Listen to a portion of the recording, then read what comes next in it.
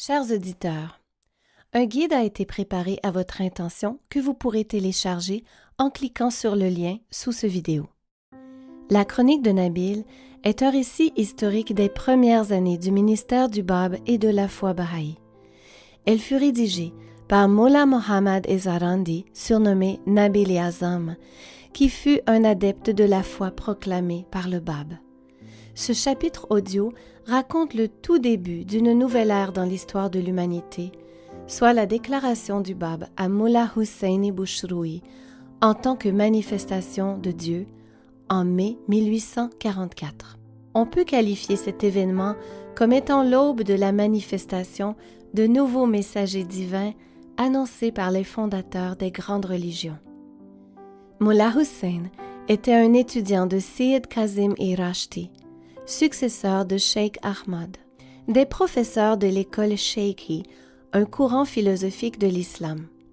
Cette école de pensée encourageait ses disciples à se préparer spirituellement pour trouver le messager divin promis dans les prophéties. Après le décès de son professeur, Mullah Hussein se rendit à Shiraz, où il rencontra un jeune marchand nommé Seyyed Ali Mohammed. Au cours de leur première rencontre, celui-ci déclara qu'il était le Bab, qui signifie la porte en arabe, amenant une nouvelle révélation au monde. Il enseignait que bientôt la vie de l'humanité serait transformée sous l'influence d'un prochain éducateur divin auquel le Bab référa comme à celui que Dieu rendra manifeste. Le Bab chargea ses disciples de propager ce message à travers le pays. Suscitant espoir et enthousiasme, son message se répandit rapidement parmi des gens de toutes les conditions sociales.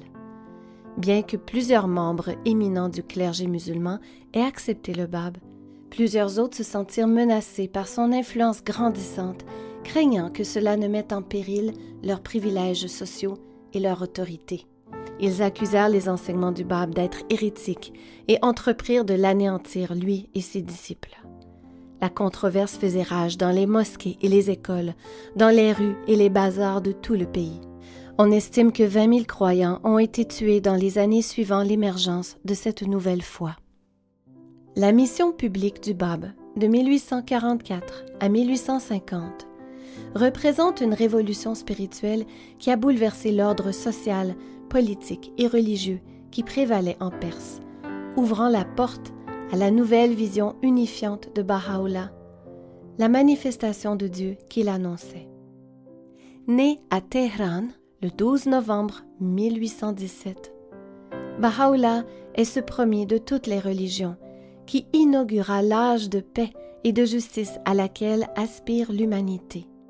Au cœur de son message se trouve la conviction que l'humanité forme une seule et même famille et que le moment est venu pour elle de s'unir en une société mondiale. La Terre n'est qu'un seul pays et tous les hommes en sont les citoyens. Écoutons maintenant le récit, tel qu'écrit par l'auteur de cette chronique historique.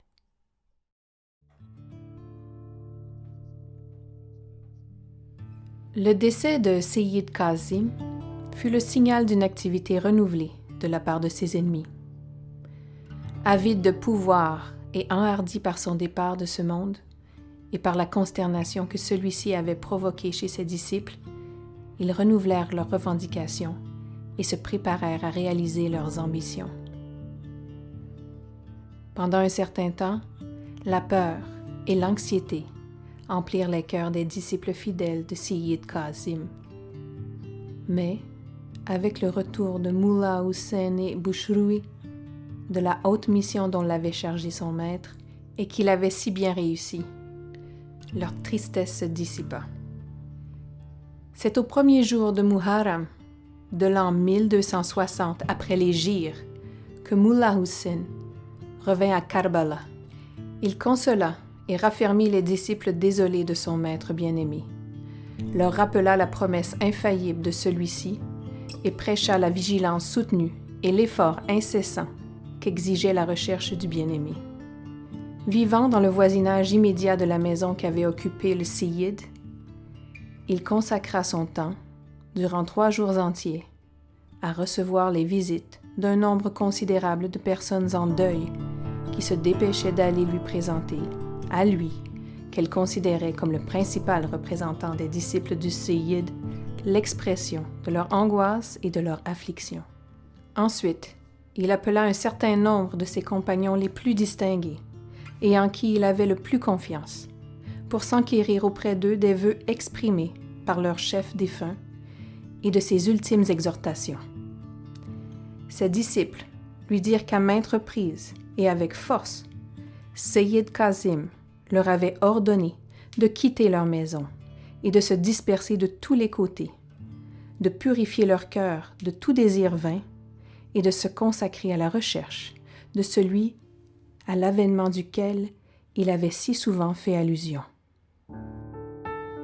Il nous disait que l'objet de notre recherche était désormais révélé, que les voiles qui s'interposaient entre lui et nous étaient tels qu'ils ne pouvaient être dissipés que par notre recherche dévouée, que seule la persévérance dans la prière, la pureté d'intention et la sincérité d'esprit nous permettraient de déchirer ces voiles. Dieu n'a-t-il pas révélé dans son livre « Quiconque fait des efforts pour nous, nous le guiderons dans nos voies » ? Pourquoi alors avez-vous choisi de demeurer à Karbala? Comment se fait-il que vous ne vous êtes pas dispersés et ne vous êtes pas levés pour exécuter sa pressante requête? Nous reconnaissons notre erreur. Nous portons tous témoignage de votre grandeur. La confiance que nous avons en vous est telle que si vous prétendez être le premier, nous nous soumettrons tous avec empressement et sans hésitation. Ici même, nous promettons être loyaux et soumis à tout ce que vous nous ordonnerez d'accomplir. À Dieu ne plaise. Loin de sa gloire, le fait que moi, qui ne suis que poussière, je puisse être comparé à celui qui est le Seigneur des Seigneurs.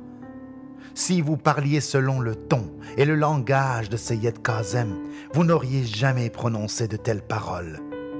Votre obligation première, aussi bien que la mienne, est de nous lever et de mettre en pratique, tant dans l'esprit que dans la lettre, le message d'adieu de notre chef bien-aimé. Il se leva aussitôt de son siège et alla directement vers Mirza Hassani Gohar, Mirza Muhit et vers d'autres personnages bien connus parmi les disciples de Seyyid Kazim.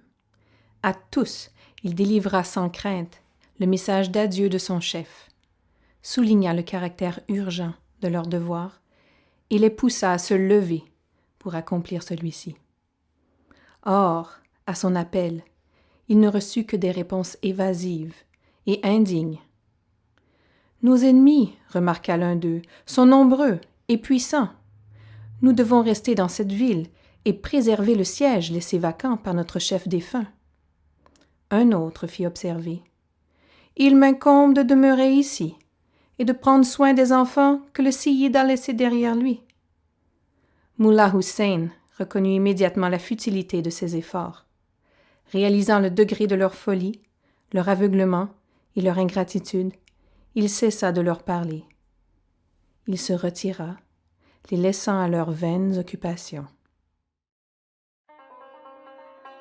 Étant donné qu'à ce moment précis du récit, qui vit naître la révélation promise, l'an 60 venait de commencer, il me semble opportun de nous écarter quelque peu de notre thème et de mentionner certaines traditions de Mohammed et des imams de la foi qui spécifiquement font référence à cette année. Imam Jaffar, fils de Mohammed, au moment où on l'interrogea au sujet de l'année au cours de laquelle le Qaïm devait être manifesté, répondit ce qui suit. En vérité, en l'an 60, sa cause sera révélée et son nom sera répandu au loin. Dans les ouvrages du savant et célèbre Muhyiddin Arabi, l'on trouve plusieurs références à l'année de l'avènement ainsi qu'au nom de la manifestation promise. Parmi celles-ci, on peut lire « Les ministres et les partisans de sa foi seront des Persans ». Dans son nom, le nom du gardien, Ali, précède celui du prophète, Mohammed. L'année de sa révélation est égale à la moitié du nombre qui est divisible par 9, soit 2520. Mirza Mohammad Akbari, dans ses poèmes se rapportant à l'année de la manifestation, fait la prédiction suivante. En langue garse, dont la valeur numérique des lettres est 1260, la terre s'illuminera de sa lumière, et en garasi, soit 1265, le monde se remplira de sa gloire. Si tu vis jusqu'à l'an garasi, soit 1270, tu verras comment les nations, les dirigeants, les peuples et la foi de Dieu auront tous été renouvelés. Dans une tradition attribuée à l'imam Ali, le commandeur des fidèles, il est dit aussi « En Gars, l'arbre de la direction divine sera planté. » Mullah Hussein, après s'être acquitté de l'obligation qu'il avait d'exhorter et de réveiller ses compagnons, partit de Karbala pour Najaf. Il était accompagné de Mohammad Hassan, son frère, et de Mohammad Bakir, son neveu, qui, tous deux, l'avaient toujours accompagné depuis sa visite à la ville natale de Bushroui, dans la province de Khorasan. De Kofi, Mullah Hussein décida de passer 40 jours dans ce lieu, où il mena une vie de retraite et de prière. Par ses jeûnes et ses veilles, il se prépara à la sainte aventure qu'il allait bientôt entreprendre. Lors de l'accomplissement de ses actes d'adoration, seul son frère lui tenait compagnie, tandis que son neveu, qui quotidiennement leur procurait à tous deux ce dont ils avaient besoin, observait le jeûne et, pendant ses heures de loisir, se joignait à eux pour prier. Ce calme claustral dont ils étaient entourés fut interrompu d'une manière inattendue, après quelques jours, par l'arrivée de Mullah Aliyi Bastami, l'un des disciples les plus éminents de Seyyid Kazim. Celui-ci, avec 12 autres compagnons, arriva à la mosquée de Kofi, où il trouva son condisciple, Mullah Hussein, plongé dans la contemplation et la prière. Mullah Ali possédait un savoir si vaste et était si versé dans les enseignements de Cheikh Ahmad que beaucoup le considéraient même comme étant supérieur à Mullah Hussein. À maintes occasions, il essaya de s'enquérir auprès de Mullah Hussein de sa destination une fois la période de retraite terminée. Chaque fois qu'il l'approchait, il le trouvait si absorbé dans ses dévotions qu'il trouvait impossible de hasarder une question. Il décida bientôt de se retirer de la société des hommes pendant 40 jours, comme l'avait fait son condisciple. Tous ses compagnons suivirent son exemple, sauf 3 d'entre eux qui remplirent les fonctions de serviteurs. Aussitôt après l'achèvement de ses 40 jours de retraite, Mullah Hussein partit pour Najaf avec ses 2 compagnons. Il quitta Karbala de nuit, visita sur sa route le tombeau de Najaf et se rendit directement à Bushroui, au bord du golfe Persique. Là, il commença sa pieuse recherche du bien-aimé, cher à son cœur. Là aussi, pour la première fois, il respira la fragrance de celui qui, des années durant, avait mené dans cette ville la vie de négociant et d'humble citoyen. C'est là qu'il perçut les doux parfums de sainteté dont les invocations innombrables du bien-aimé avaient si généreusement imprégné l'atmosphère de cette cité. Il ne pouvait cependant rester plus longtemps à Bushroui. Attiré, comme par un aimant qui semblait l'entraîner irrésistiblement vers le nord, il partit pour Shiraz. En arrivant aux portes de cette cité, il dit à son frère et à son neveu d'aller directement au Mashridi Tilrani et d'y rester jusqu'à ce que lui-même y arrivât. Il exprima l'espoir de les rejoindre à temps pour la prière du soir, si telle était la volonté de Dieu. Ce même jour, quelques heures avant le coucher du soleil, alors que Mullah Hussein marchait en dehors des murs de la cité, son regard s'arrêta soudain sur un jeune homme au visage rayonnant, qui portait un turban vert et qui, s'avançant vers lui, le salua avec un sourire d'affectueuse bienvenue. Il embrassa Mullah Hussein avec une tendre affection, comme si pendant toute sa vie, il avait été son ami intime. Mullah Hussein le prit d'abord pour un disciple de Seyyid Kazim qui, ayant été informé de sa venue à Shiraz, était sorti pour lui souhaiter la bienvenue. Mirza Ahmad Razvini, le martyr qui, à plusieurs occasions, avait entendu Mullah Hussein raconter aux premiers croyants le récit de son historique et émouvant entretien avec le Bab, me relata ce qui suit. Le jeune homme qui me rencontra en dehors de la ville de Shiraz me combla de marques d'affection et de bonté. Il m'invita chaleureusement à me rendre chez lui et à m'y rafraîchir après les fatigues du voyage. Je demandai à être excusé, déclarant que mes 2 compagnons avaient déjà pris des arrangements en vue de mon séjour dans cette ville et qu'ils s'attendaient à présent mon retour. « Confiez-les aux bons soins de Dieu, » répondit-il. « Il les protégera et veillera certainement sur eux. » Ayant prononcé ces mots, il me pria de le suivre. La façon aimable et pourtant irrésistible dont ce jeune homme étrange me parlait m'impressionna profondément. Tandis que je le suivais, son allure, le charme de sa voix et la dignité de son comportement contribuaient à confirmer mes premières impressions sur cette rencontre inattendue. Nous nous trouvâmes bientôt devant une maison d'apparence modeste. Il frappa à la porte, qu'ouvrit peu après un serviteur éthiopien. « Entrez ici en paix et en sécurité », furent les paroles de mon hôte en franchissant le seuil et en m'invitant à le suivre. Cette invitation, exprimée avec vigueur et majesté, pénétra mon âme.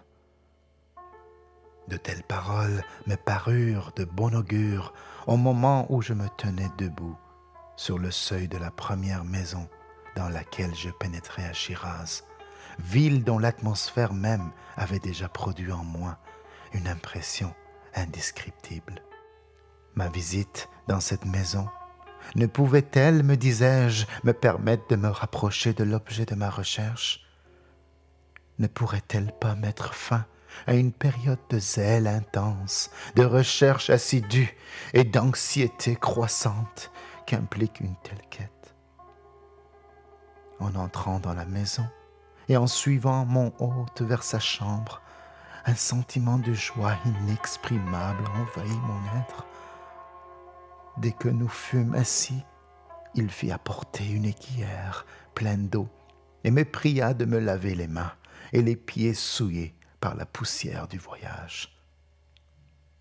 Je demandai la permission de me retirer et d'accomplir mes ablutions dans une chambre adjacente.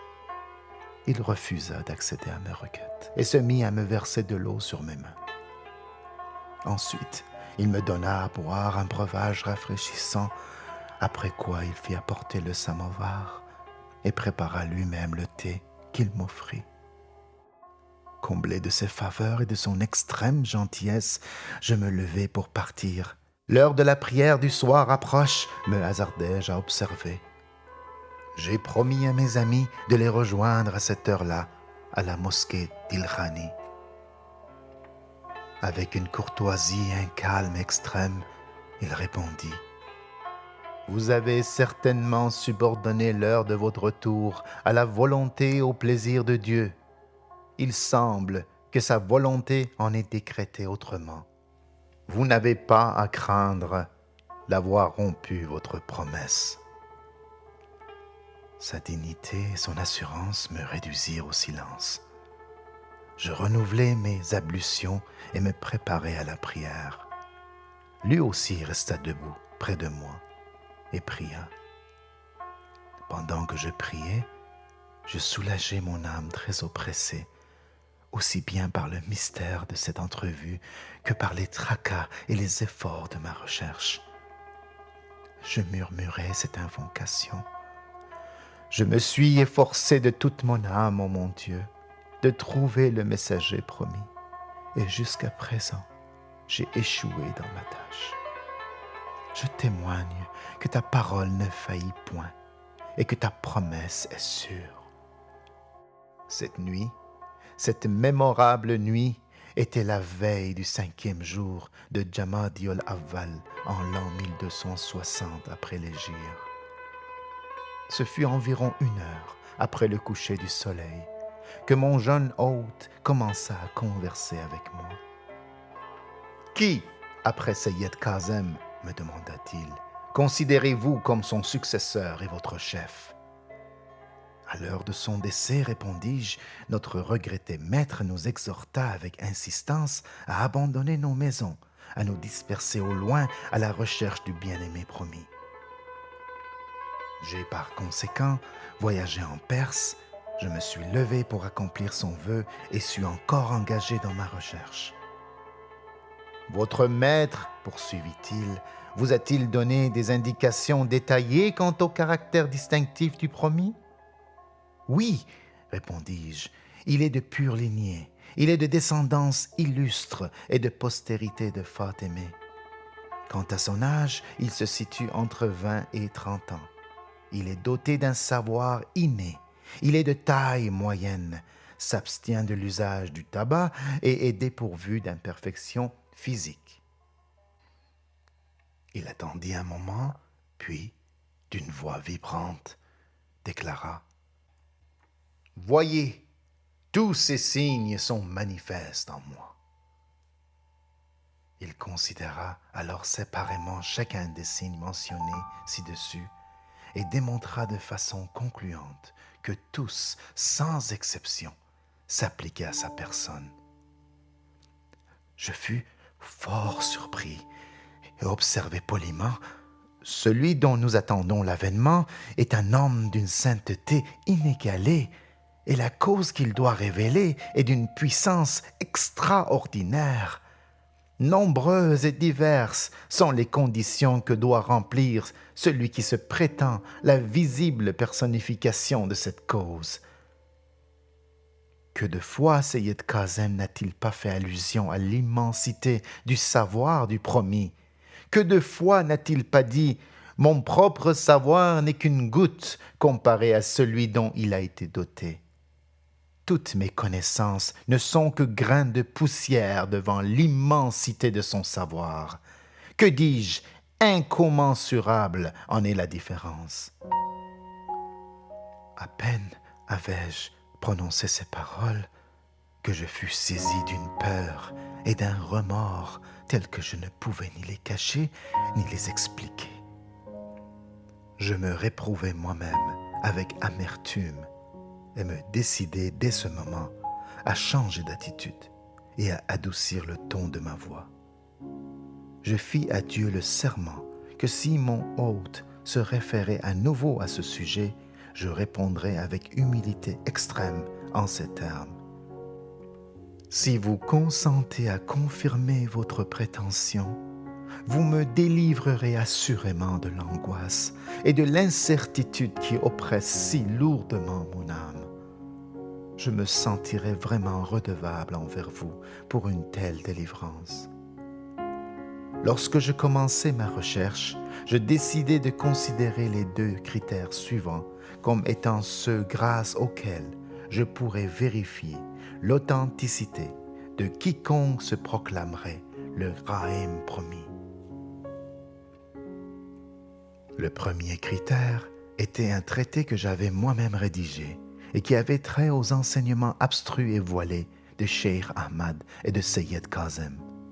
Si quelqu'un me semblait capable de dévoiler les mystérieuses allusions faites dans ce traité, à celui-là, je soumettrai alors ma seconde requête et lui demanderai de révéler, sans la moindre hésitation ou réflexion, un commentaire sur la souris de Joseph, dans un style et un langage totalement différents des normes en usage à l'époque.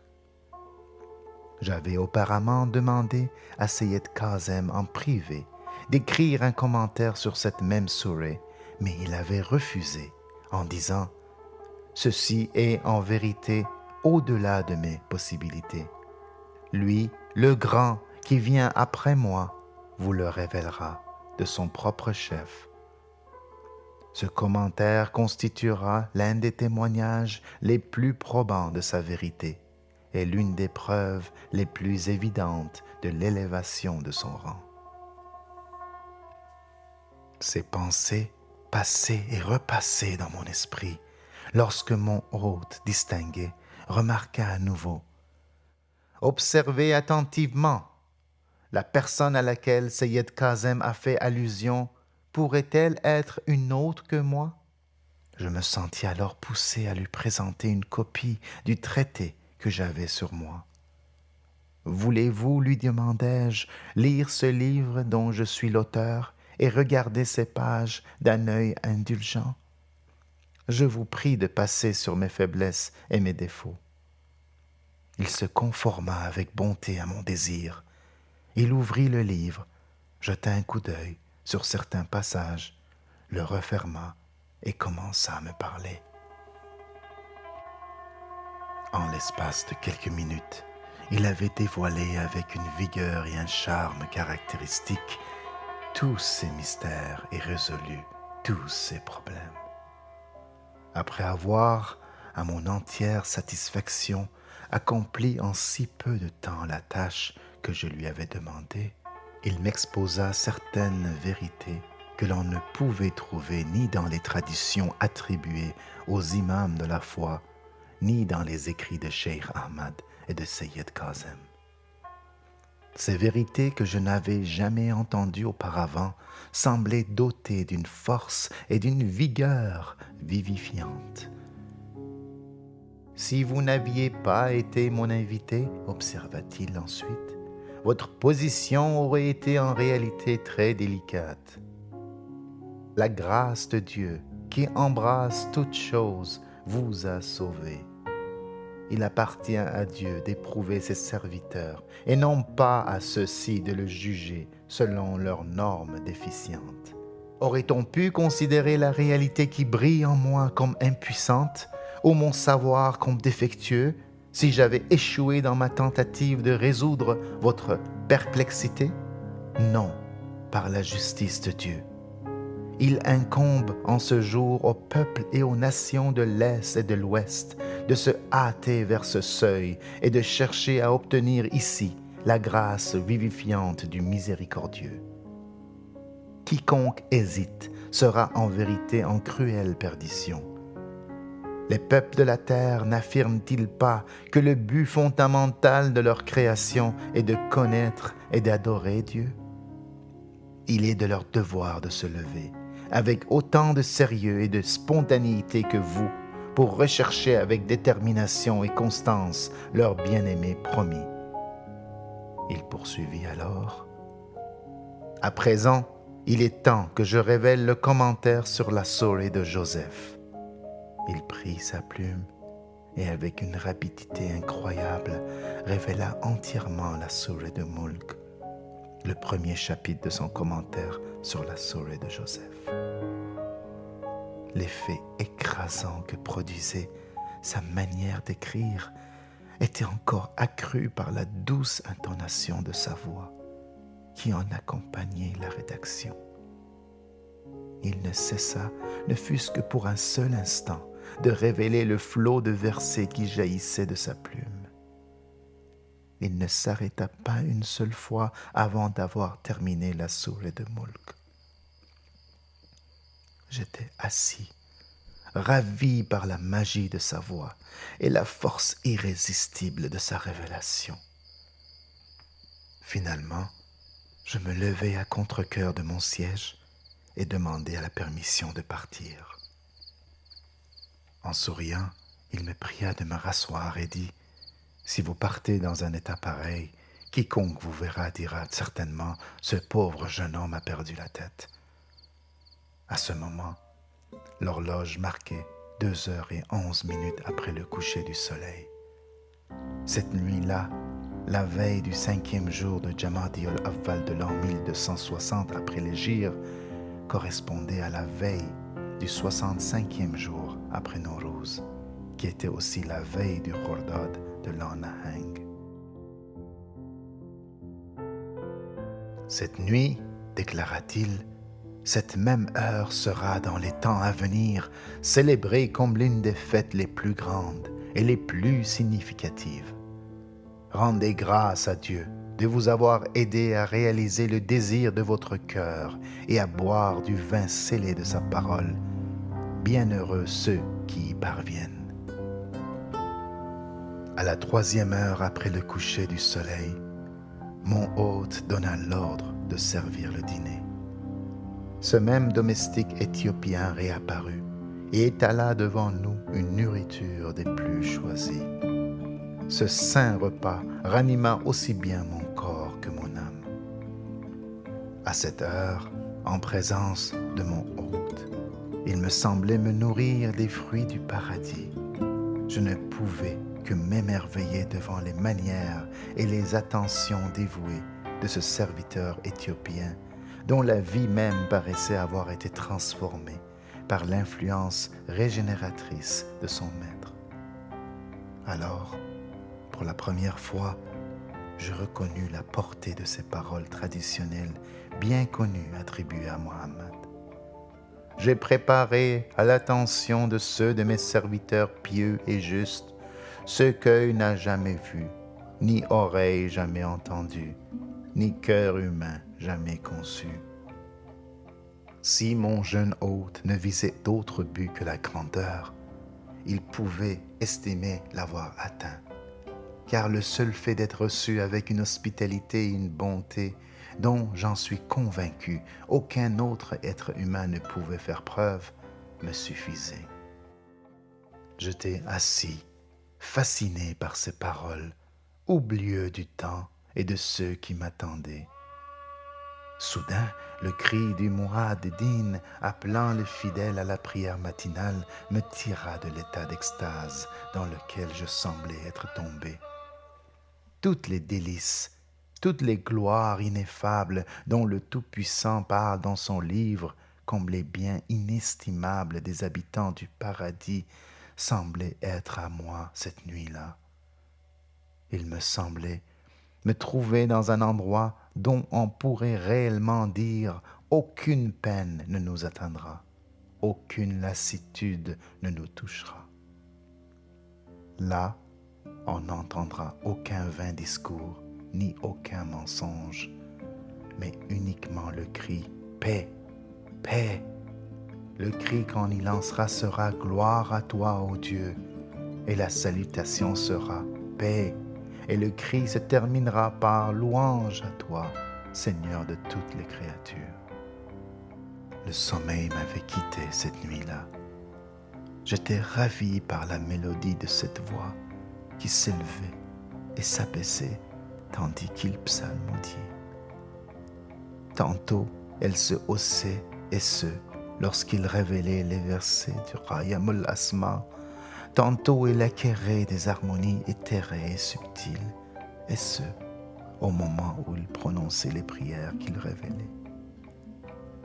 À la fin de chaque invocation, il répétait ce verset « Loin de la gloire de ton Seigneur, le très glorieux, est ce que ses créatures affirment de lui. Et paix sur ses messagers, et louange à Dieu, le Seigneur de tous les êtres. » Ensuite, il s'adressa à moi en ces termes. « Ô toi, qui es le premier à croire en moi, en vérité, je le dis, je suis le Bab, la porte de Dieu, et tu es le Bab ol-Bab, la porte de cette porte. 18 âmes doivent d'abord, spontanément et de leur plein gré, m'accepter et reconnaître la vérité de ma révélation, sans avoir été avertie ni invitée. Chacune de ces âmes devra, indépendamment, chercher à me trouver. Et lorsque leur nombre sera complet, l'une d'elles devra être choisie pour m'accompagner dans mon pèlerinage à la Mecque et à Médine. Là, je délivrerai le message de Dieu au sharif de la Mecque. Je retournerai ensuite à Kofé, où, de nouveau, dans la mosquée de cette cité sainte, je manifesterai sa cause. Il vous incombe de ne pas divulguer, ni à vos compagnons, ni à toute autre personne, ce que vous avez vu et entendu. Soyez occupés à la mosquée d'Il-Khani, à prier et à enseigner. Avant de partir, nous assignerons à chacune des 18 âmes sa mission spécifique et nous les enverrons toutes au loin accomplir leur tâche. Nous leur apprendrons à enseigner la parole de Dieu et à raviver les âmes des hommes. Après avoir prononcé ces paroles, il me congédia. M'accompagnant jusqu'à la porte de la maison, il me confia à Dieu. Cette révélation qui venait de m'être imposée d'une manière si soudaine et si impétueuse sembla pendant un certain temps, tel un coup de foudre, avoir paralysé mes facultés. J'étais aveuglé par son éblouissante splendeur et accablé par sa force écrasante. L'émotion, la joie, la crainte et l'émerveillement remuaient les profondeurs de mon âme.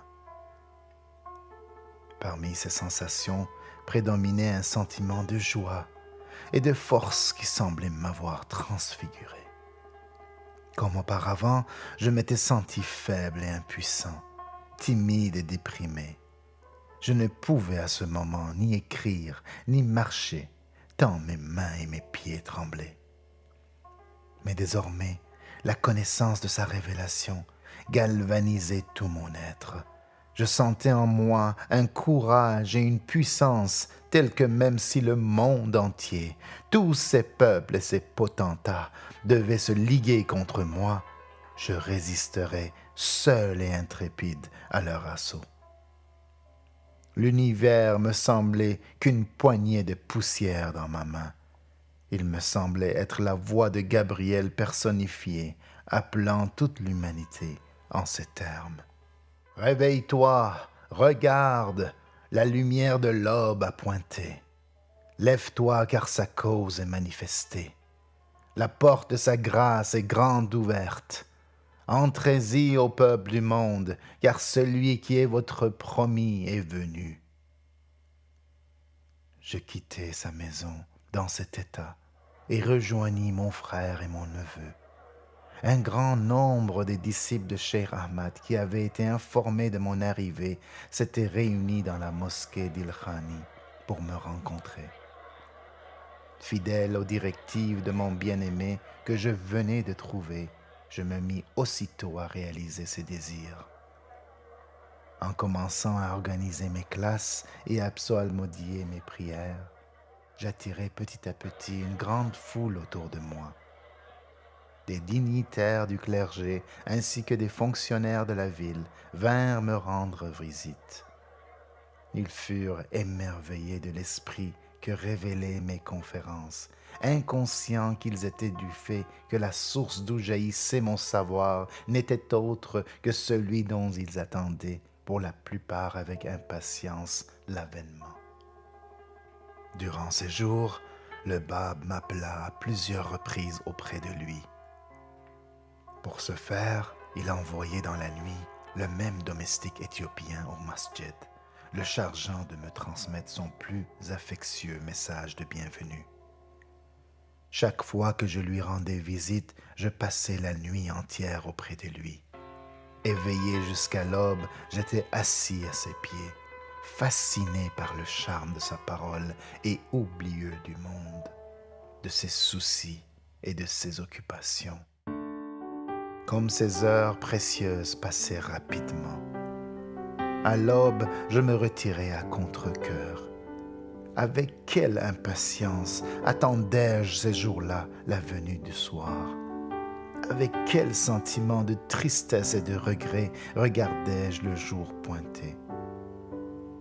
Au cours d'une de ces visites nocturnes, mon hôte s'adressa à moi en ces termes. « Demain, 13 de vos compagnons arriveront ici.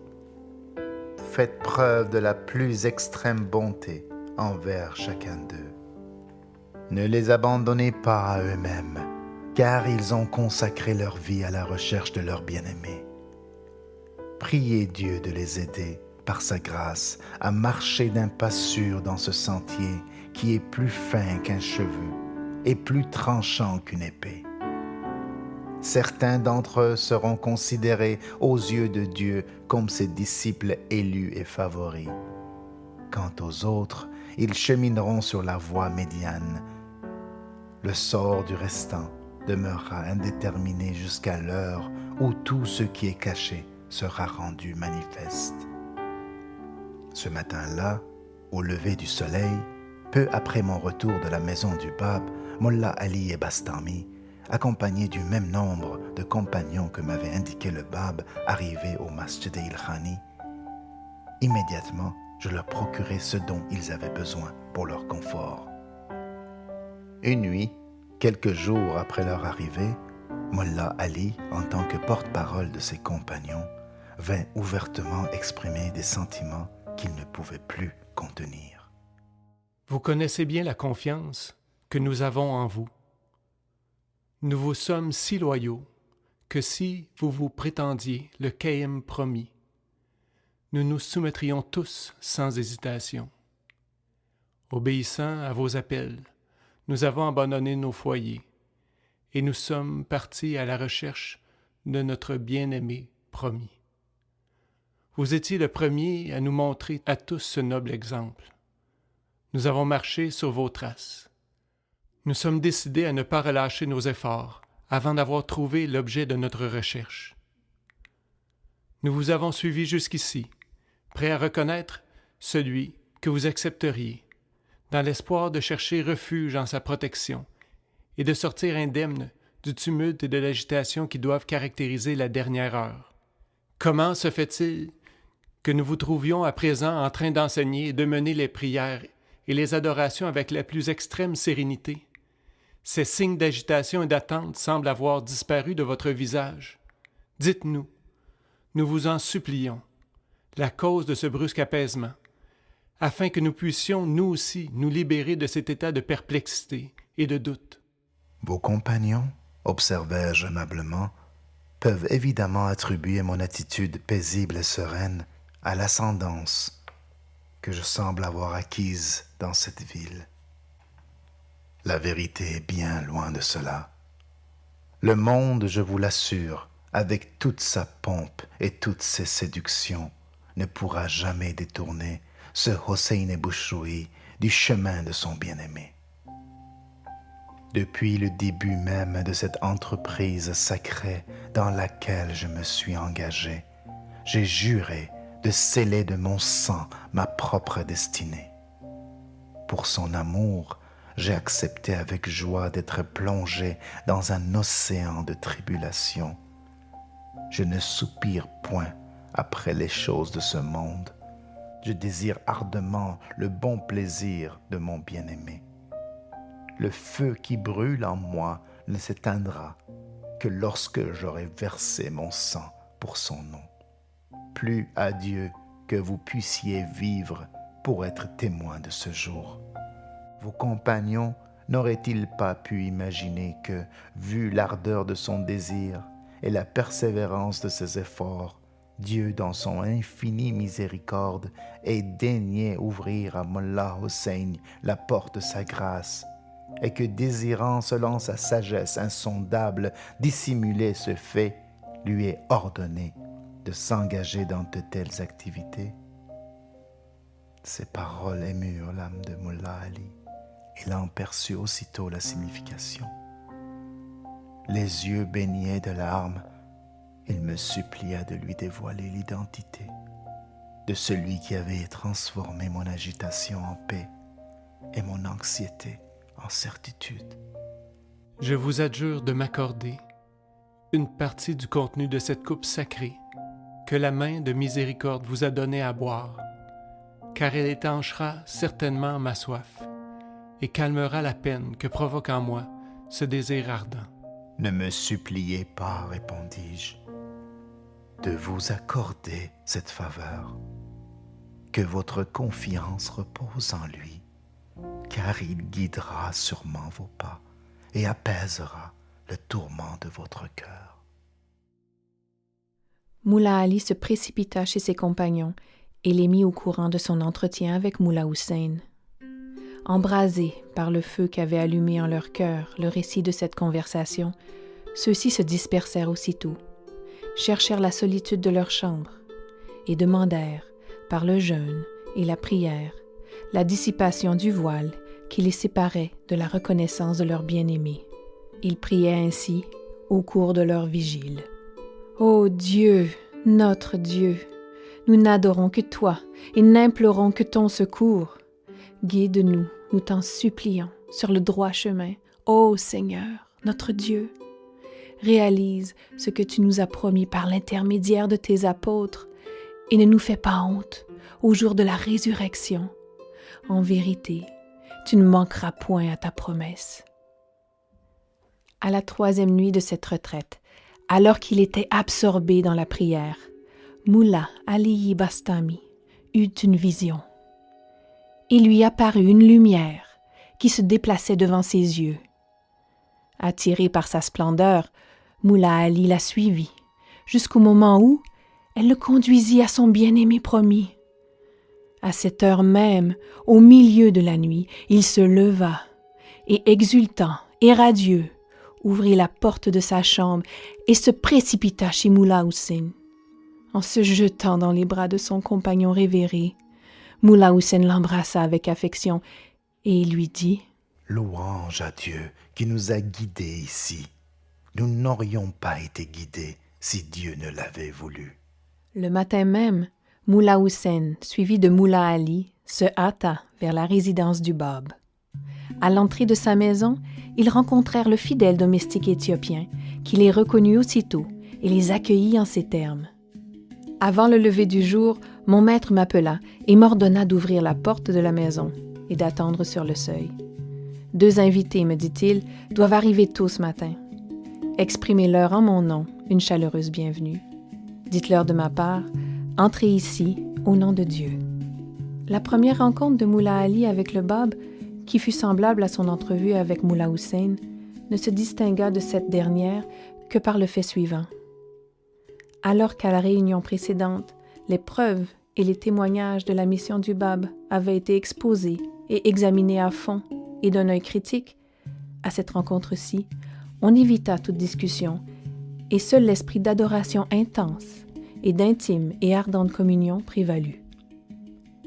La chambre tout entière semblait avoir été animée par cette céleste puissance qui émanait de son verbe inspiré. Tout dans cette pièce semblait vibrer de ce témoignage. En vérité, l'aube d'un jour nouveau a pointé. Le promis est intronisé dans le cœur des hommes, et il tient dans sa main la coupe mystique, le calice de l'immortalité. Bénis soient ceux qui y boivent. Chacun des 12 compagnons de Moullah Ali, à son tour et par ses propres efforts, sans aide aucune, chercha et trouva son bien-aimé. Certains dans leur sommeil, d'autres à l'état de veille, un petit nombre en prière et d'autres encore au moment de la contemplation. Tous eurent connaissance de la lumière de cette révélation divine et furent amenés à reconnaître la puissance de sa gloire. À la manière de Moullah Ali, ceux-ci et quelques autres, en compagnie de Moullah Hussein, rencontrèrent le Bab et furent déclarés lettres du vivant. 17 lettres furent petit à petit inscrites sur la tablette préservée de Dieu et furent désignés comme les apôtres choisis du Bab, les ministres de sa foi et les propagateurs de sa lumière. Une nuit, au cours de sa conversation avec Moullah Hussein, le Bab prononça ces paroles. 17 lettres ont été jusqu'ici enrôlées sous la bannière de la foi de Dieu. Il en manque une pour compléter le nombre. Ces lettres du vivant se lèveront pour proclamer ma cause et établir ma foi. Demain, à la nuit tombante, la lettre restante arrivera et complétera le nombre de mes disciples choisis. Le jour suivant, vers le soir, comme le Bab retournait chez lui, suivi de Moullah Hussein, un jeune homme échevelé, les vêtements tachés par la poussière du voyage, apparut. il s'approcha de Mullah Hussein, l'embrassa et lui demanda s'il avait atteint son but. Mullah Hussein essaya d'abord de calmer l'agitation du voyageur et lui conseilla de se reposer quelque temps tout en lui promettant de l'éclairer par la suite. Le jeune homme, cependant, refusa de suivre son conseil. Fixant son regard sur le bab, il dit à Mullah Hussein : « Pourquoi cherchez-vous à me le cacher ? Je puis le reconnaître à son allure. J'affirme avec confiance que personne à part lui, ni en Orient, ni en Occident, ne peut prétendre être la vérité. Personne d'autre ne peut manifester la puissance et la majesté qui émanent de sa sainte personne. » Mullah Hussein s'émerveilla de ces paroles. Il l'implora de l'excuser. Cependant, il incita son compagnon à cacher ses sentiments jusqu'au moment où il serait capable de le mettre au courant de la vérité. L'abandonnant là, il se hâta d'aller rejoindre le bab et l'informa de la conversation qu'il avait eue avec ce jeune homme. « Ne soyez pas étonnés de son étrange comportement, » fit remarquer le bab. « Nous avons été en communion avec ce jeune homme dans le monde de l'esprit. Nous le connaissons déjà. Nous attendions en effet sa venue.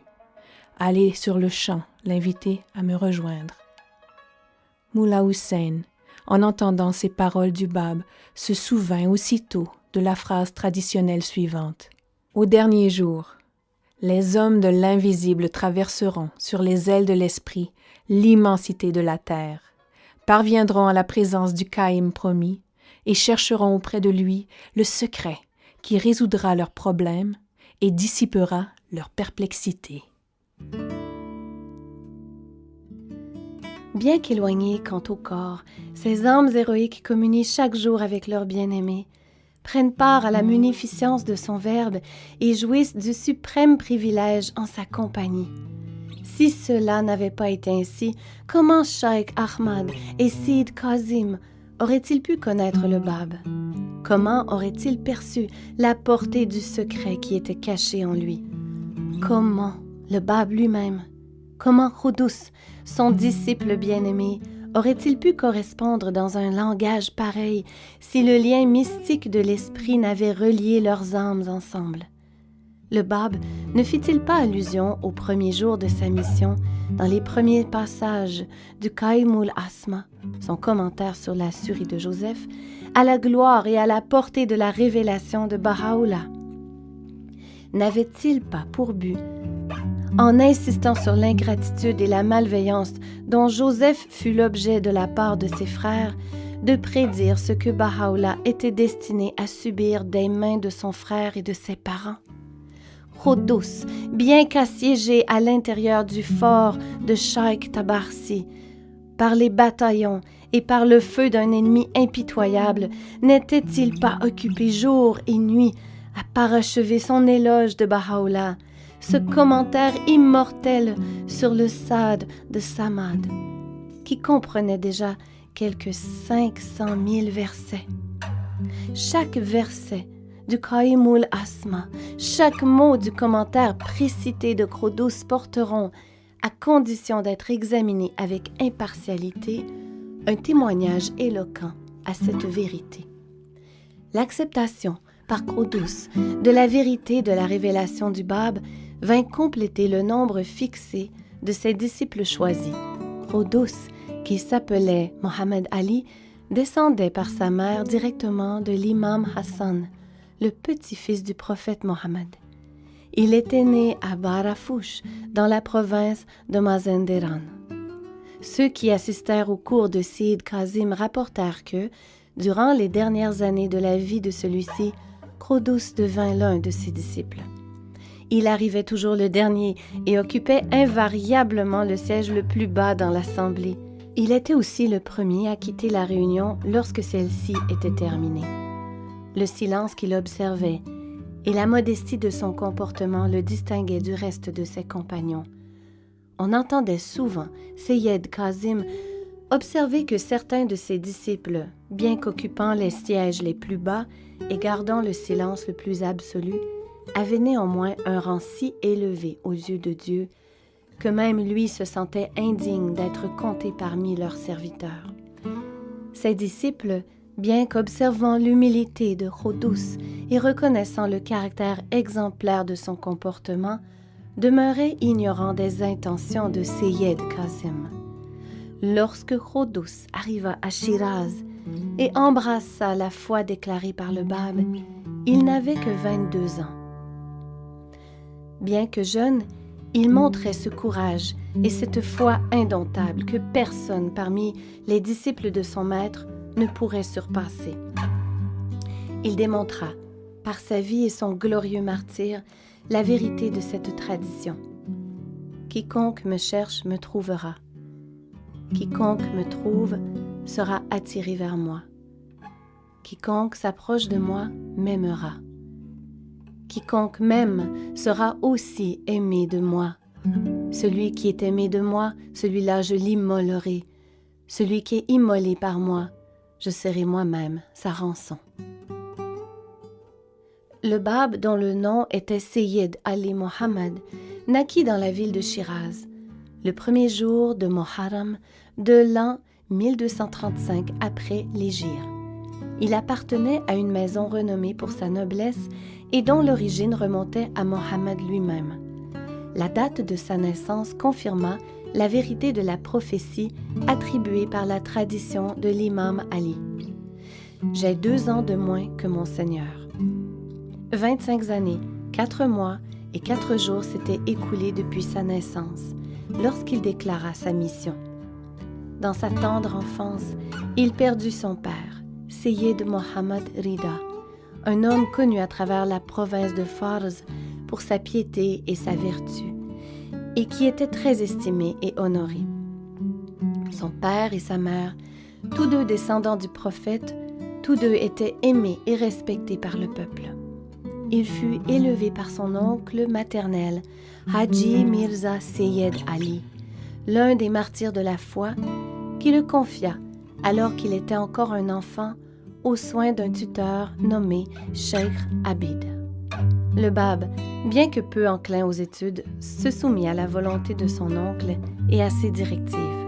Cheikh Abid, connu par ses élèves sous le nom de Cheikh Houna, était un homme de piété et de savoir.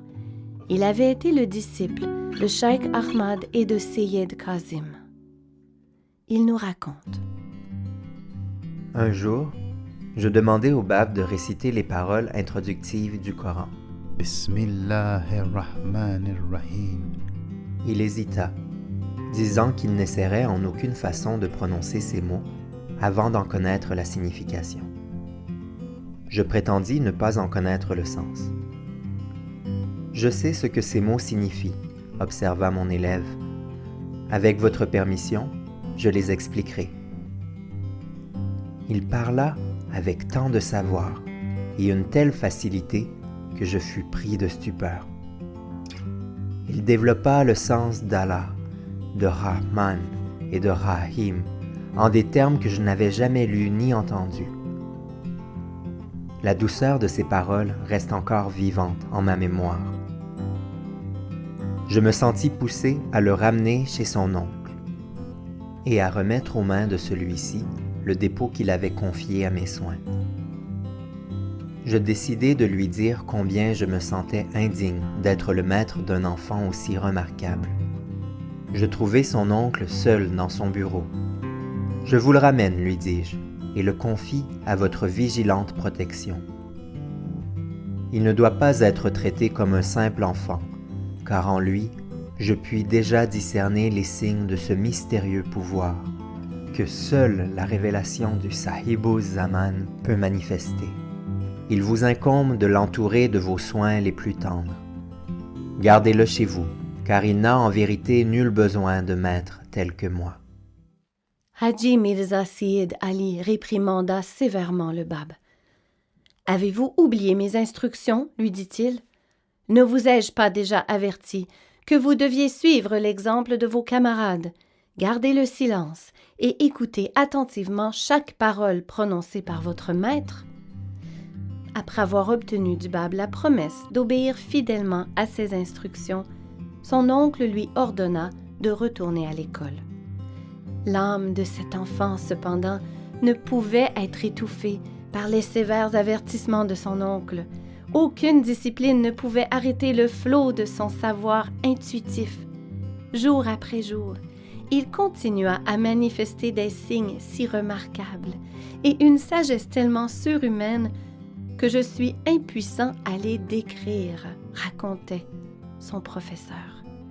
Finalement, son oncle se décida à le retirer de l'école de Cheikh Abid et à faire de lui son associé dans ses propres affaires.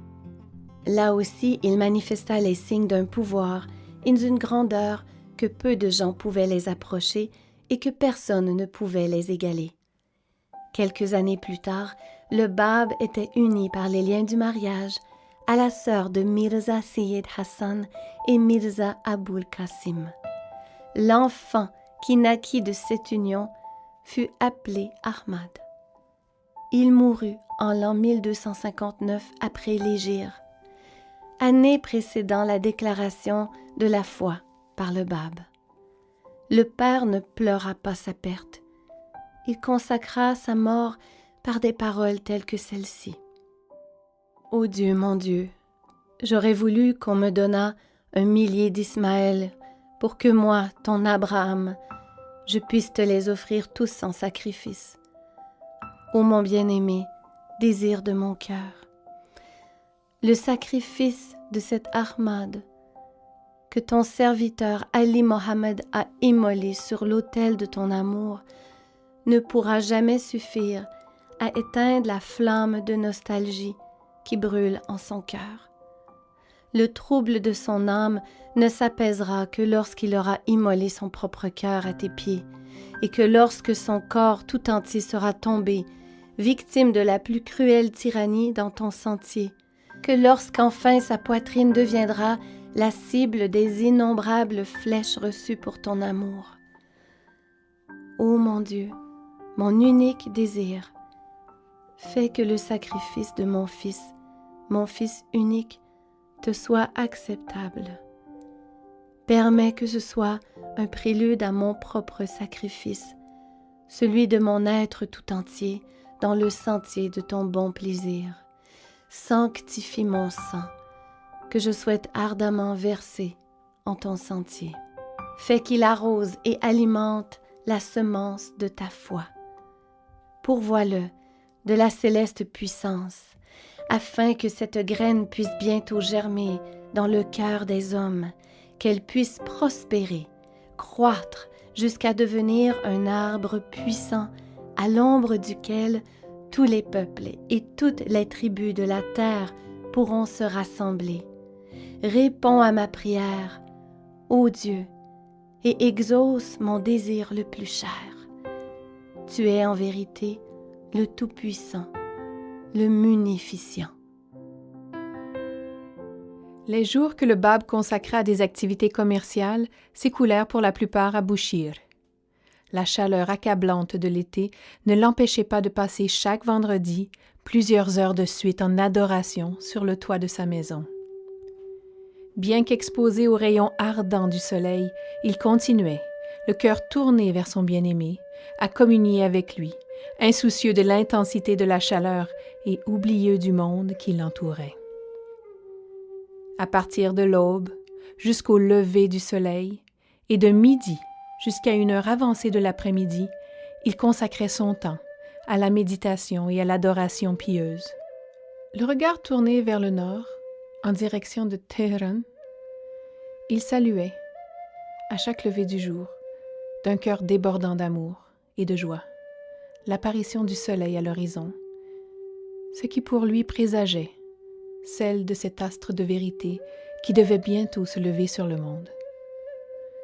Tel un amant qui contemple la face de sa bien-aimée, il regardait avec constance et un ardent désir l'orbe ascendant.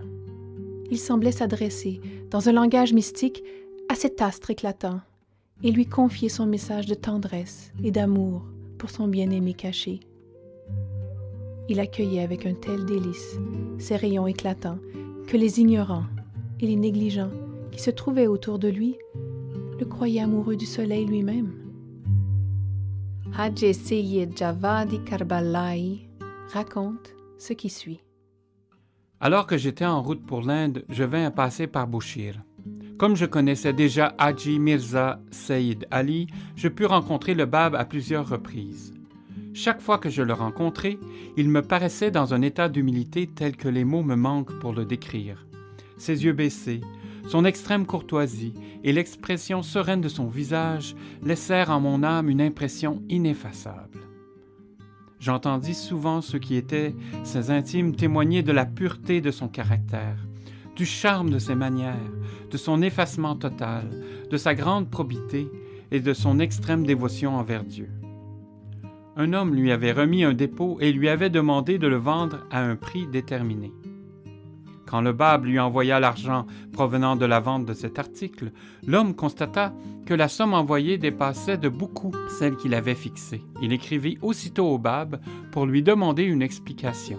Le Bab répondit « Ce que je vous ai envoyé vous revient de plein droit. Il n'y a pas un seul centime de trop. Tout est à vous.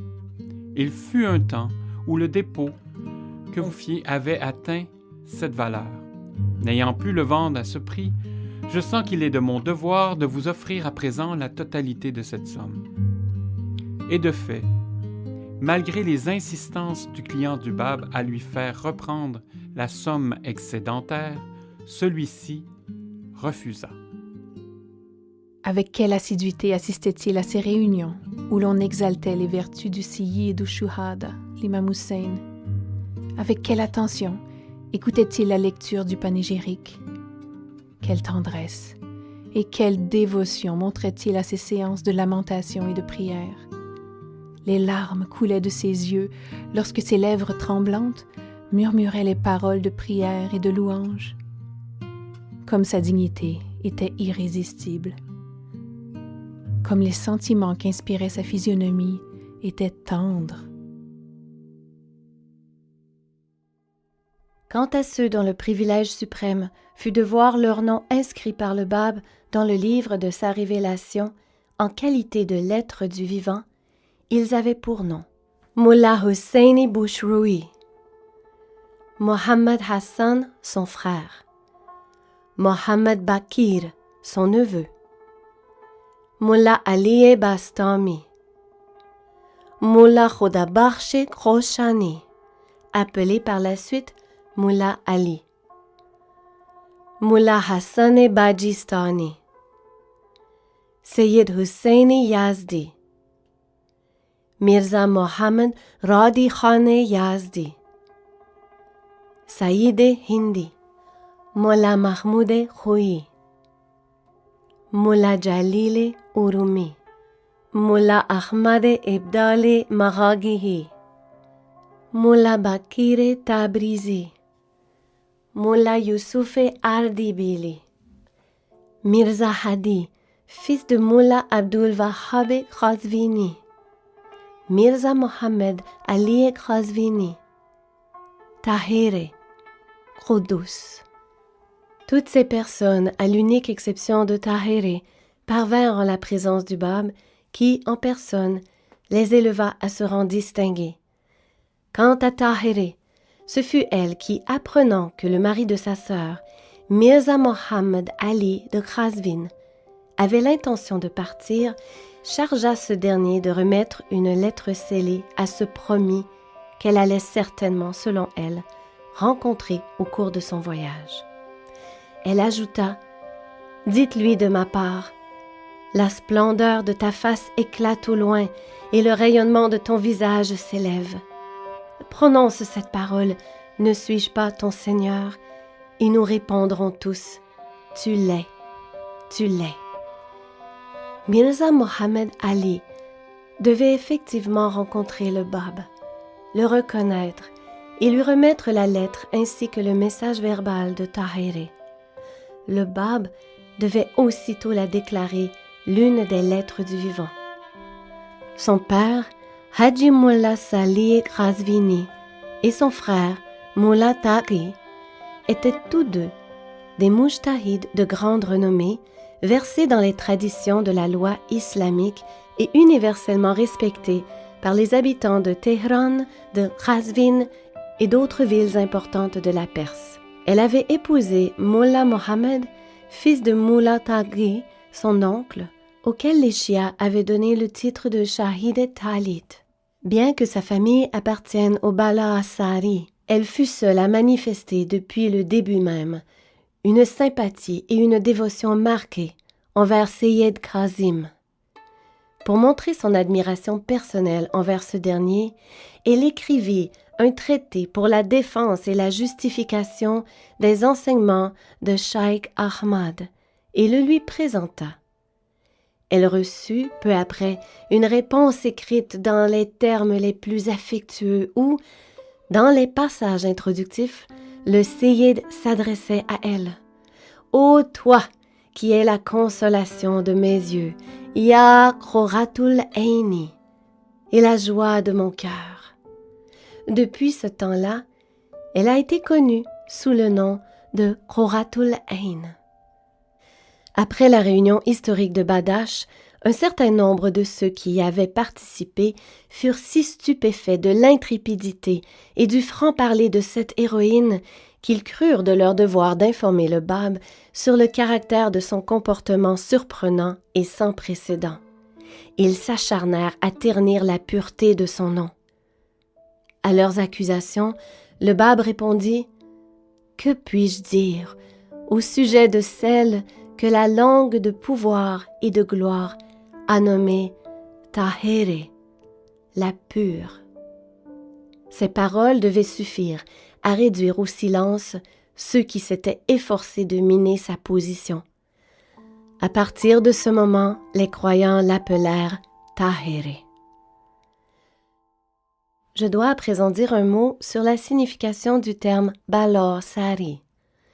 Cheikh Ahmad et Seyyed Kazim, ainsi que leurs disciples, lorsqu'ils visitaient le tombeau de l'imam Hussein à Karbila, occupaient toujours en signe de révérence l'extrémité inférieure du sépulcre. Ils ne s'avançaient jamais au-delà, tandis que d'autres adorateurs, les Balosari, récitaient leurs prières dans la partie supérieure de ce tombeau. Les Cheikris, croyant avec certitude que chaque croyant sincère vit aussi bien dans ce monde que dans l'au-delà, considéraient comme indécent et inconvenant de marcher au-delà des limites des sections inférieures du tombeau de l'imam Hussein, celui-ci étant à leurs yeux l'incarnation même du plus parfait croyant. Mullah Hussein, que le Bab s'était choisi d'avance comme compagnon pendant son pèlerinage à la Mecque et à Médine, fut convoqué par son maître dès que ce dernier prit la décision de quitter Shiraz et reçut de sa part les instructions suivantes. Les jours que vous passez en ma compagnie tirent à leur fin. Mon alliance avec vous est à présent accomplie. Armez-vous de persévérance et levez-vous pour propager ma cause. Ne vous découragez pas à la vue de la dégénérescence et de la perversité de cette génération, car le Seigneur de l'Alliance vous assistera certainement. En vérité, il vous entourera de son affectueuse protection et vous conduira de victoire en victoire. Semblable au nuage qui déverse sur la terre son abondance, traversez la terre d'un bout à l'autre et déversez sur ses habitants les bénédictions que le Tout-Puissant, dans sa miséricorde, a daigné vous conférer. Tolérez avec patience les oulémas et résignez-vous à la volonté de Dieu. Lancez le cri de « Réveillez-vous, réveillez-vous, car voyez !» La porte de Dieu est ouverte et la lumière matinale répand son éclat sur toute l'humanité. Le promis s'est manifesté, préparez-lui la voie, ô habitants de la terre. Ne vous privez pas de sa grâce, ne fermez pas non plus vos yeux à sa resplendissante gloire. À ceux que vous trouverez réceptifs à votre appel, communiquez les épîtres et les tablettes que nous vous avons révélées. Peut-être ces paroles merveilleuses les tireront-elles de leur sommeil de négligence et les feront-elles monter vers le royaume de la présence divine. Au cours de ce pèlerinage que nous allons bientôt entreprendre, nous avons choisi Rhodos. Nous vous avons laissé derrière nous pour faire face aux assauts d'un ennemi féroce et implacable. Ayez la certitude, cependant, qu'une munificence, d'une gloire indicible, vous sera conférée. Poursuivez votre voyage vers le nord et visitez, en chemin, Isfahan, Kashan, Koum et Téhéran. Implorez la toute-puissante Providence de vous aider, par sa grâce, à atteindre dans cette capitale le siège de la véritable souveraineté et à entrer dans la maison du bien-aimé. Un secret gît, caché, dans cette ville. Lorsqu'il sera manifesté, il transformera la terre en paradis. Je souhaite que vous puissiez prendre part à sa grâce et reconnaître sa splendeur. De Téhéran, rendez-vous au Khorasan, et là, proclamez à nouveau l'appel. De là, retournez à Najaf et Karbala, où vous attendrez les commandements de votre Seigneur. Vous accomplirez entièrement, soyez-en certains, la haute mission pour laquelle vous avez été créés. Avant l'accomplissement de votre tâche, même si toutes les flèches d'un monde incrédule pleuvaient sur vous, elles seraient incapables de faire le moindre mal à un seul cheveu de votre tête. Toutes choses sont prisonnières de sa puissante étreinte. Il est, en vérité, le Tout-Puissant, le Tout-Conquérant. Le Bab appela alors auprès de lui Mullah Ali Bastami et lui adressa des paroles d'affection et d'encouragement. Il lui ordonna de se rendre directement à Najaf et à Karbala, fit ensuite allusion aux sévères épreuves et afflictions qui l'attendaient, et lui enjoignit de rester ferme jusqu'au bout. « Votre foi, lui dit le Bab, doit être impénétrable, tel le roc. Elle doit faire face à toute tempête et survivre à toute calamité. Ne vous laissez pas affliger ou dévier de votre but par les dénonciations des insensés et les calomnies du clergé, car vous êtes appelés à prendre part au céleste banquet préparé à votre intention dans le royaume immortel. Vous êtes le premier à quitter la maison de Dieu et à souffrir pour son amour. Si vous êtes tué dans son sentier, souvenez-vous que grande sera votre récompense. Généreux le don qui vous sera accordé. » À peine ces paroles furent-elles prononcées que Mullah Ali se leva de son siège et partit remplir sa mission.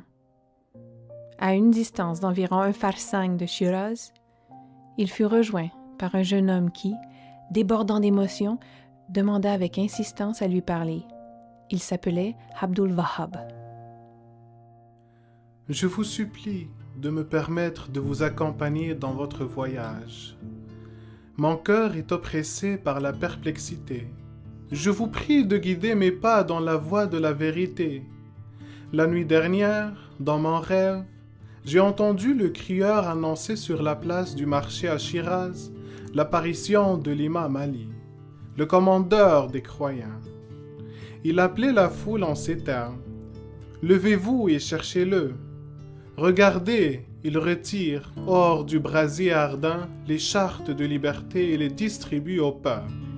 Hâtez-vous de le rejoindre, car quiconque les reçoit de ses mains sera exempt des souffrances du châtiment. Et quiconque omet de les obtenir de lui sera privé des bénédictions du paradis. Dès que j'entendis la voix du crieur, je me levai et abandonnai mon échoppe. Je courus à travers la rue du marché de Vakil en direction de l'endroit où mes yeux vous contemplèrent debout en train de distribuer ces mêmes chartes au peuple. À tous ceux qui s'approchaient pour les recevoir de vos mains, vous leur murmuriez à l'oreille quelques paroles, ce qui les faisait aussitôt s'enfuir consternés et s'exclamer « Malheur à moi, car je suis privé des bénédictions d'Ali et de ses parents.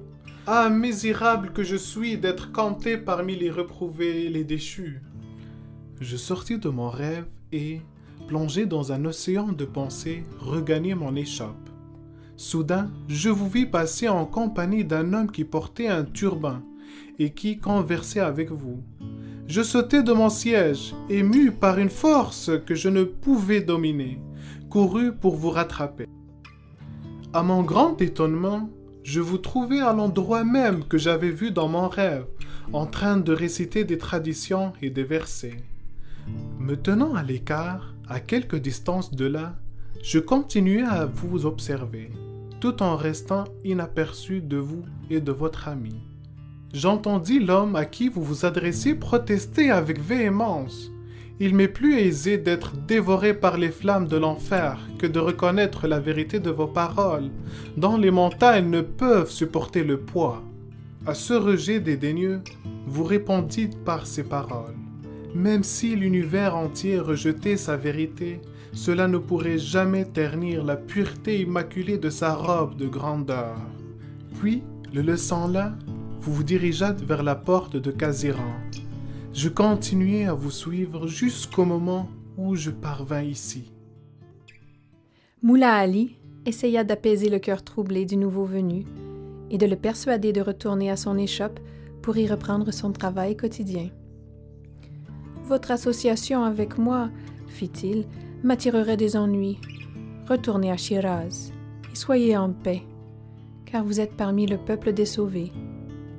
Il est bien loin de la justice de Dieu de refuser à un si ardent et si dévoué chercheur la coupe de sa grâce, ou de priver une âme si assoiffée de l'océan de sa révélation. » Les paroles de Mullah Ali n'eurent aucun effet.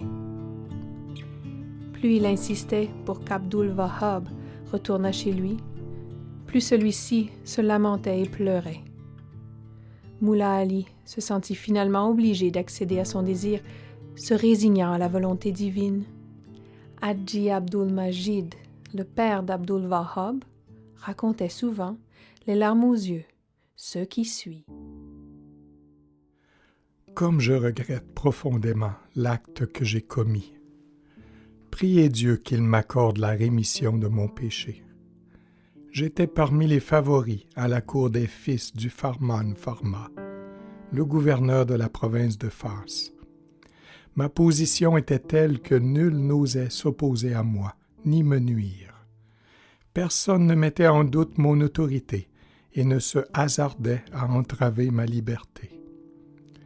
Dès que j'appris que mon fils Abdul Wahhab avait abandonné son échoppe et quitté la ville, je partis en hâte vers la porte de Kaziran afin de le rejoindre, armé d'un gourdin avec lequel j'avais l'intention de le frapper.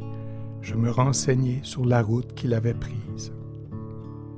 On me dit qu'un homme portant un turban venait de traverser la rue et que mon fils le suivait. Ils semblaient s'être mis d'accord pour quitter ensemble la ville. Ces dires attisèrent ma colère et mon indignation.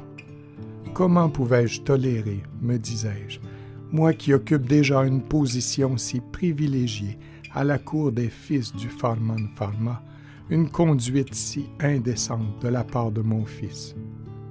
Rien, à part le plus sévère des châtiments, croyais-je, ne pourrait effacer l'effet de sa conduite scandaleuse. Je poursuivis ma recherche jusqu'au moment où je les atteignis. Pris d'une fureur sauvage, j'infligeai à Mullah Ali des maux indescriptibles. Au coup qui le frappait lourdement, il répondit avec une extraordinaire sérénité par ces paroles. « Retenez votre main, ô Abdul Majid, car l'œil de Dieu vous observe. Je le prends à témoin que je ne suis nullement responsable de la conduite de votre fils. Les tortures que vous me faites endurer m'importent peu, car je m'attends aux pires afflictions sur le sentier que j'ai choisi de suivre. Vos injures comparées à ce qui m'est destiné dans l'avenir ne sont que gouttes comparées à l'océan. En vérité, je vous le dis, vous me survivrez et vous reconnaîtrez mon innocence. Grands seront alors vos remords et profond votre chagrin. » Dédaignant ses remarques et négligeant son appel, je continuai à le frapper jusqu'à épuisement complet. Silencieux et héroïque, il endura de mes mains ce châtiment hautement immérité. À la fin, j'ordonnai à mon fils de me suivre et laisser Mullah Ali à lui-même. Sur notre chemin de retour à Shiraz, mon fils me raconta le rêve qu'il avait eu. Un sentiment de profond regret s'empara peu à peu de moi. L'innocence de Mullah Ali était justifiée à mes yeux, et le souvenir de ma cruauté envers lui continua pendant longtemps à oppresser mon âme. L'amertume persista dans mon cœur, jusqu'au jour où je me sentis contraint à transférer ma résidence de Shiraz à Bagdad. De là, je partis pour Qazimain, où Abdul-Wahhab avait établi son commerce. Un étrange mystère se lisait sur le jeune visage de mon fils. Il semblait me cacher un secret qui paraissait avoir transformé sa vie.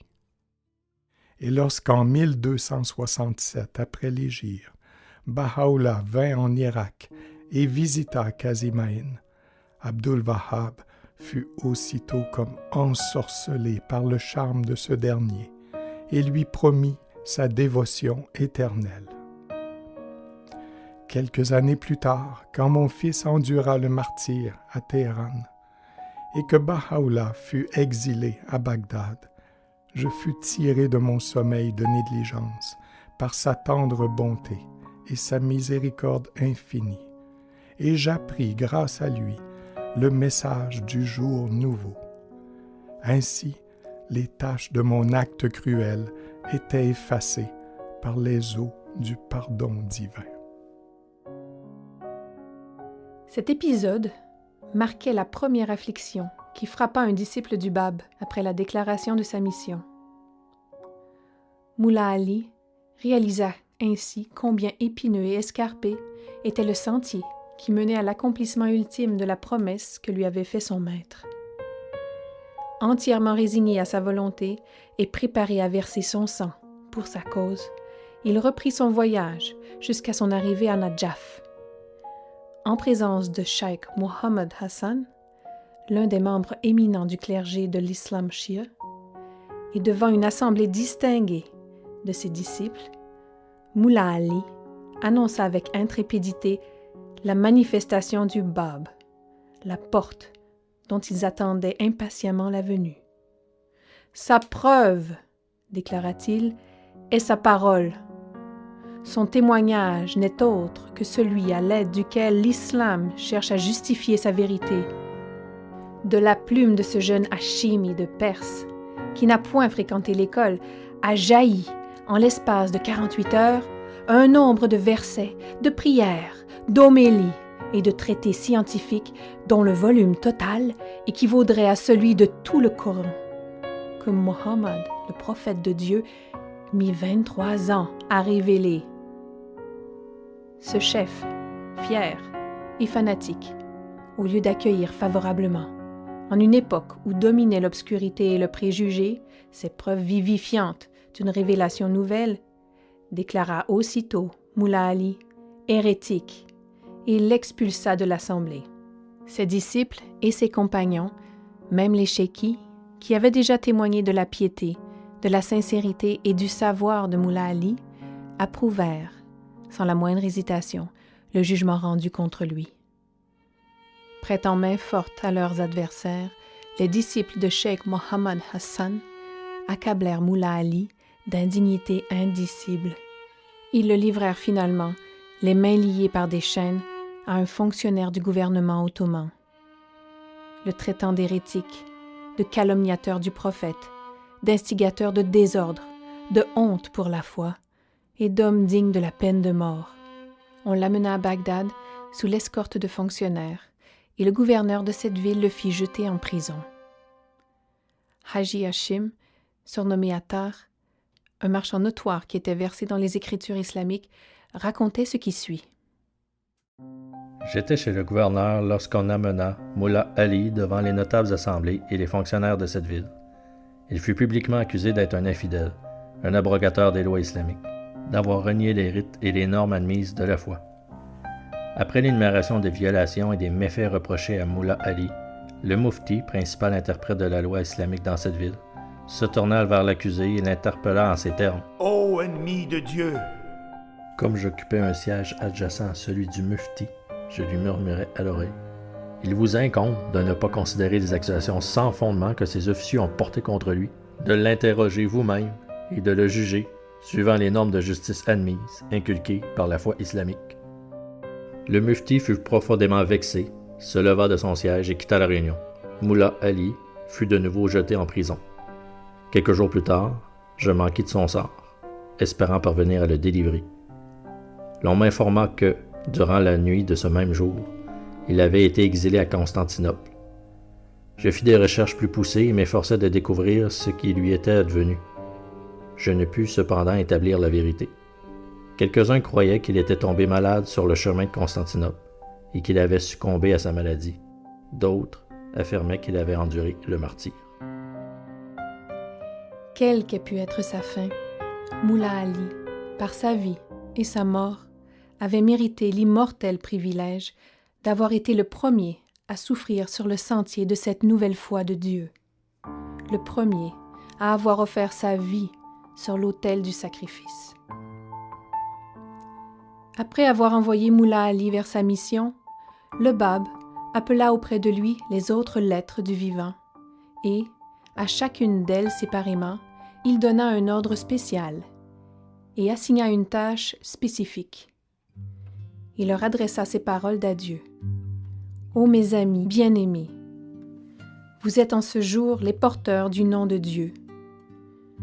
Vous avez été choisis comme dépositaires de son mystère. Il appartient à chacun d'entre vous de manifester les attributs de Dieu et de démontrer, par vos actes et par vos paroles, les signes de sa justice, de sa puissance et de sa gloire.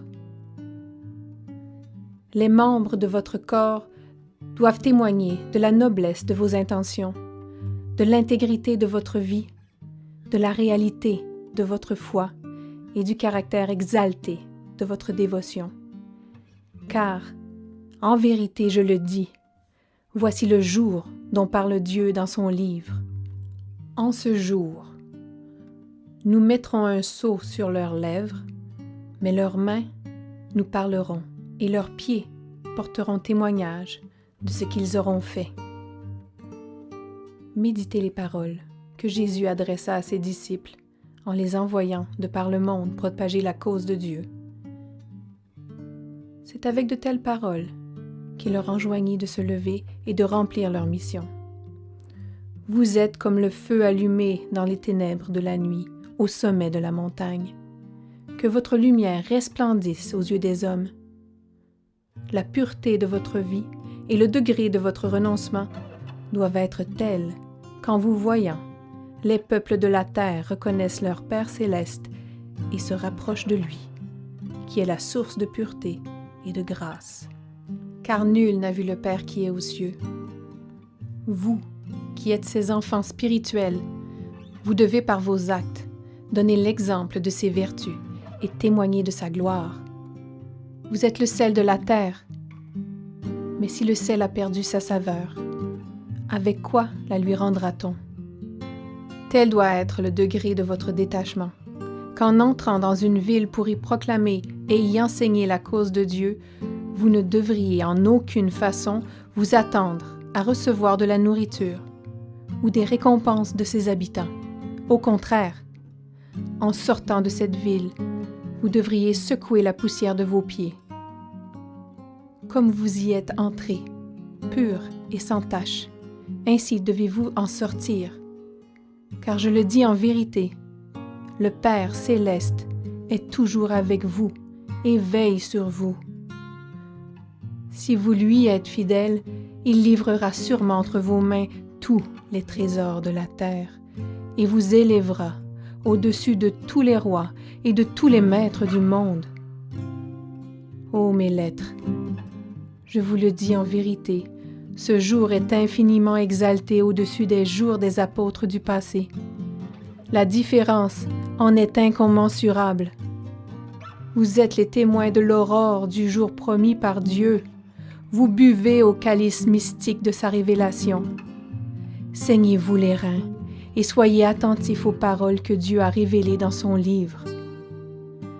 Voici que le Seigneur ton Dieu est venu en compagnie de ses anges alignés devant lui. Purifiez vos cœurs des désirs terrestres et parez-vous des vertus angéliques. Efforcez-vous par vos actes de porter témoignage de la vérité de ces paroles de Dieu et craignez, en vous dérobant, qu'il ne mette à votre place un autre peuple qui ne vous ressemblera pas et qui vous enlèvera le royaume de Dieu. Les jours où l'adoration passive était jugée suffisante ont pris fin. L'heure est venue où seuls les motifs les plus nobles, appuyés par des actes d'une pureté immaculée, peuvent s'élever jusqu'au trône du Très-Haut et trouver grâce auprès de lui. La bonne parole s'élève jusqu'à lui et l'acte droit fera qu'elle soit exaltée devant lui. Vous êtes les humbles dont Dieu, dans son livre, a parlé en ces termes. Et nous désirons accorder nos faveurs aux humbles de la terre et en faire des guides spirituels parmi les hommes, et ils seront nos héritiers. Vous avez été appelés à ce rang. Vous n'y parviendrez qu'en foulant aux pieds chaque désir terrestre et en vous efforçant de devenir ces dignes serviteurs de Dieu qui se taisent tant qu'il n'a point parlé et qui exécutent ses commandements. Vous êtes les premières lettres engendrées par le premier point, les premières fontaines qui ont jailli de la source de cette révélation. Suppliez le Seigneur, votre Dieu, de vous accorder sa faveur, afin qu'aucune affection humaine, aucun projet éphémère ne ternisse la pureté ou ne change en amertume la douceur de cette grâce dont vous êtes pénétrés. Je vous prépare pour la venue d'un grand jour. Déployez tous vos efforts, afin que dans le monde à venir, moi, qui vous instruis aujourd'hui, je puisse, devant le trône de divine miséricorde, me réjouir de vos actes et me glorifier de vos exploits. Nul ne connaît encore le secret du jour qui doit venir. Il ne peut être divulgué et nul ne peut s'en faire une idée. L'enfant nouveau-né ce jour-là sera plus avancé que les hommes les plus sages et les plus vénérables de notre temps. Le plus humble, le plus ignorant de cette époque-là surpassera en connaissance les théologiens les plus érudits et les plus accomplis de nos jours. Dispersez-vous, en tous sens, à travers ce pays, et d'un pied ferme, d'un cœur sanctifié, préparez la voie pour sa venue. Ne considérez pas votre faiblesse et votre fragilité. Fixez votre regard sur le pouvoir invincible du Seigneur votre Dieu Tout-Puissant. N'est-ce pas grâce à lui que jadis Abraham, si faible en apparence, a triomphé des forces de Nemrod? À Moïse, qui n'avait d'autre arme que son bâton, Dieu n'a-t-il pas assuré la victoire sur Pharaon et ses armées?